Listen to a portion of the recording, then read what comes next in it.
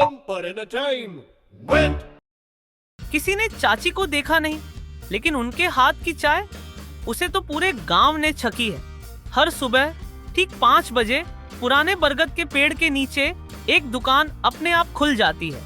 ना कोई दुकानदार, ना कोई आवाज, लेकिन चाय मिलती है गर्मा गर्म, मसालेदार और इतनी कड़क कि पहली चुस्की में नींद भाग जाती है। गांव के लोग कहते हैं चाची मर चुकी हैं, लेकिन उनकी आत्मा अब भी चाय बना रही है। लोग सुबह सुबह लाइन लगाते हैं, कप लेते हैं और धीरे से बोलते हैं थैंक यू चाची, फिर बिना कोई सवाल किए चुपचाप लौट जाते हैं। किसी ने कभी नहीं देखा कि चाय बनाता कौन है, लेकिन चाय हर रोज वही होती है, एकदम वही स्वाद जैसे भूतनी चाची अब भी यही हो। लेकिन एक दिन गांव में आए 3 खास लोग, पप्पू, गुड्डू और मुन्ना। तीनों खुद को बहुत होशियार समझते थे, लेकिन असल में थे पूरे कामचोर। पप्पू जो दिन भर पेड़ के नीचे लेटा रहता है और सबसे बड़ा बहादुर होने का दावा करता है। गुड्डू जिसे लगता है कि लहसुन और चप्पल से भूत भागते हैं, और मुन्ना, बेचारा मुन्ना जिसे तो अंधेरे में अपना साया भी भूत लगता है। तीनों ने ठान लिया आज रात इस रहस्य का पर्दाफाश करेंगे और देखेंगे कि चाय बनाता कौन है। रात के ठीक 12 बजे पूरा गांव सोया हुआ था।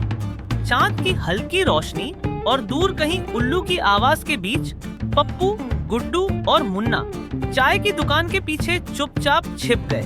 पप्पू ने टॉर्च निकाली, गुड्डू ने लहसुन की माला पहनी और मुन्ना तो कांपते कांपते जमीन से ही चिपक गया। तीनों की आंखें दुकान पर टिकी थीं, लेकिन तभी दुकान के अंदर कुछ हरकत होने लगी। तीनों देख ही रहे थे कि अचानक दुकान के अंदर से भग भग करती केतली अपने आप हवा में उठ गई। डिब्बे का ढक्कन खुला और चाय पत्ती खुद ब खुद उड़कर केतली में गिरने लगी। फिर मसाले हवा में नाचे जैसे किसी ने छौंक लगाया हो। बिना किसी हाथ के चाय खुद हिल रही थी, कप में अपने आप भर रही थी। और फिर एक आवाज आई, कौन है यहाँ? किसकी हिम्मत हुई यहाँ आने की?